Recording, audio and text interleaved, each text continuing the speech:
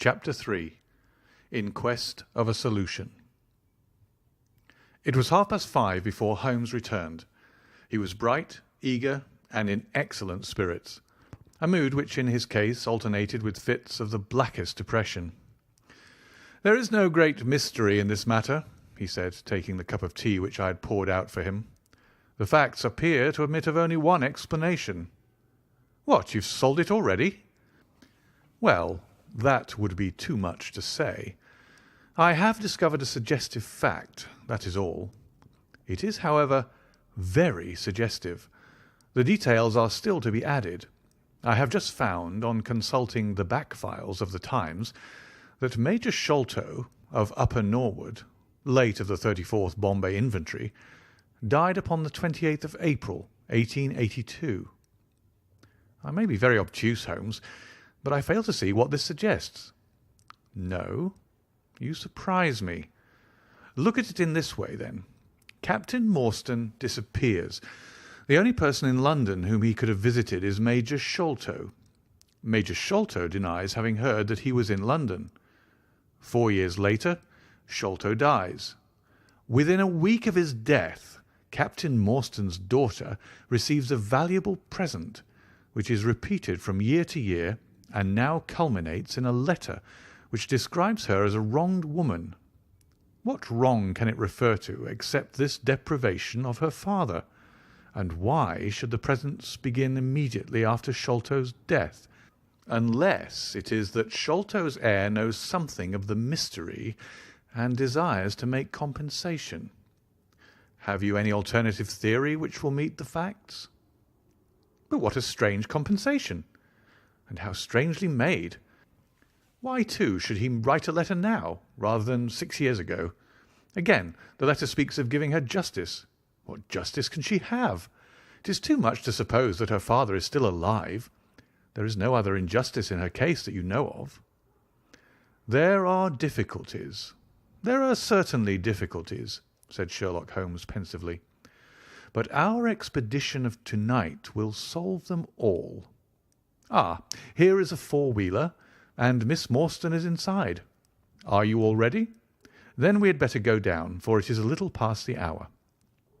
I picked up my hat and my heaviest stick, but I observed that Holmes took his revolver from his drawer and slipped it into his pocket. It was clear that he thought that our night's work might be a serious one. Miss Morstan was muffled in a dark cloak, and her sensitive face was composed but pale.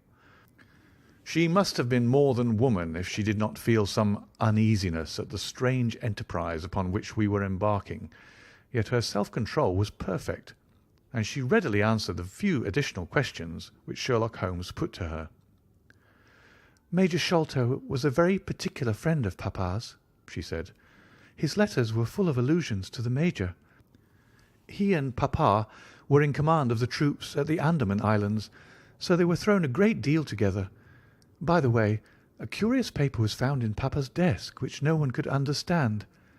I don't suppose that it is of the slightest importance, but I thought you might care to see it, so I brought it with me. It is here." Holmes unfolded the paper carefully and smoothed it out upon his knee.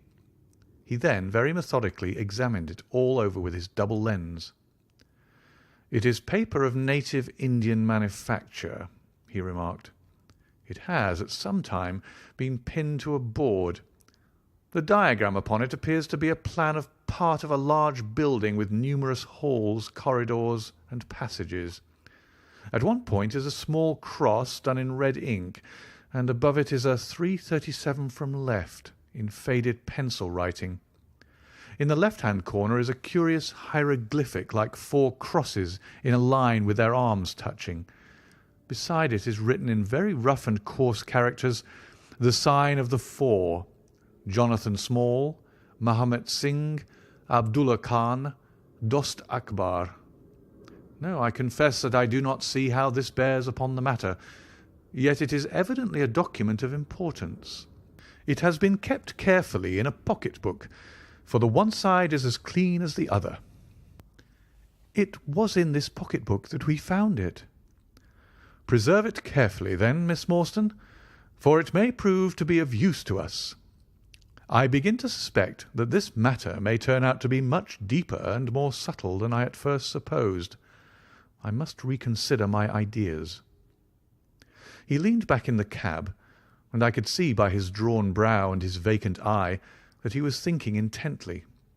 Miss Morstan and I chatted in an undertone about our present expedition and its possible outcome, but our companion maintained his impenetrable reserve until the end of our journey. It was a September evening, and not yet 7 o'clock, but the day had been a dreary one, and a dense, drizzly fog lay low upon the great city. Mud-coloured clouds drooped sadly over the muddy streets. Down the Strand the lamps were but misty splotches of diffused light, which threw a feeble circular glimmer upon the slimy pavement. The yellow glare from the shop windows streamed out into the steamy, vaporous air, and threw a murky, shifting radiance across the crowded thoroughfare.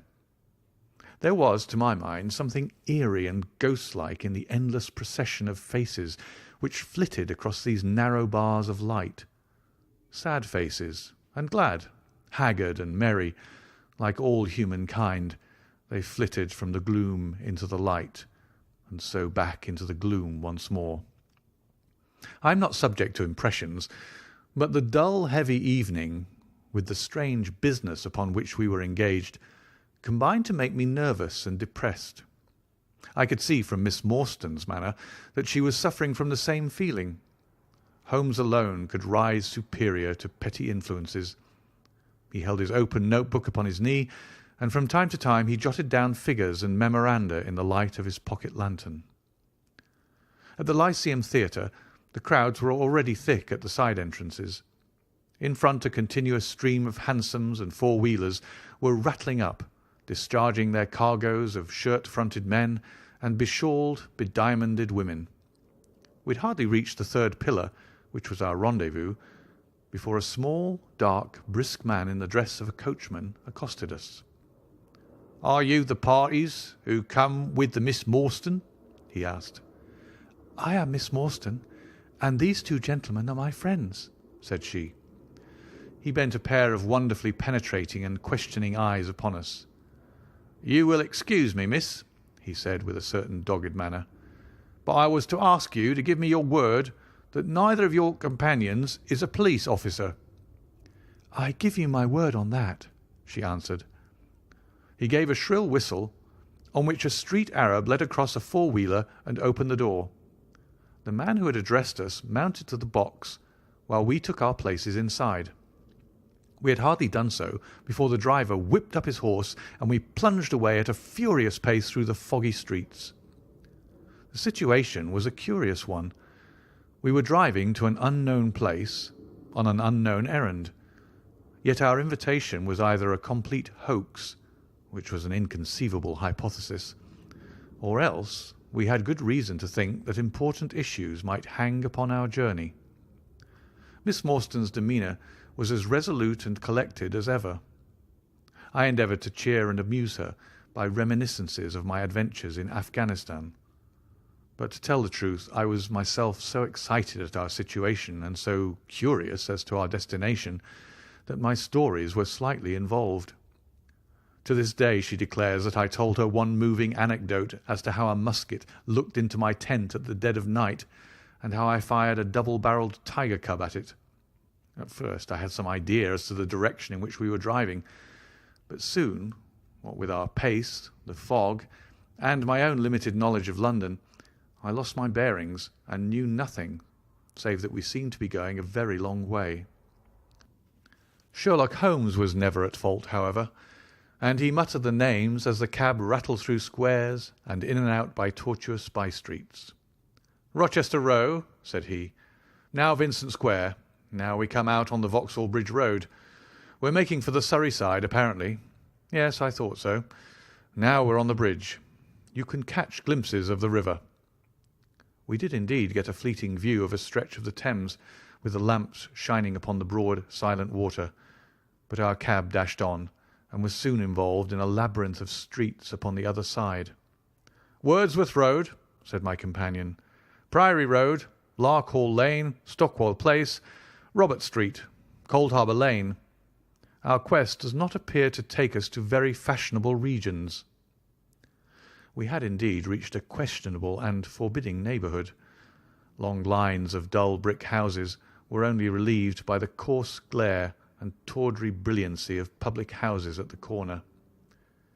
Then came rows of two-storied villas, each with a fronting of miniature garden, and then again interminable lines of new staring brick buildings, the monster tentacles which the giant city was throwing out into the country. At last the cab drew up at the third house in a new terrace. None of the other houses were inhabited, and that at which we stopped was as dark as its neighbours, save for a single glimmer in the kitchen window. On our knocking, however, the door was instantly thrown open by a Hindu servant clad in a yellow turban, white, loose-fitting clothes, and a yellow sash. There was something strangely incongruous in this oriental figure framed in the commonplace doorway of a third-rate suburban dwelling-house. "The Sahib awaits you," said he, and even as he spoke there came a high, piping voice from some inner room. "Show them in to me, Kitmuga," it cried. "Show them straight in to me."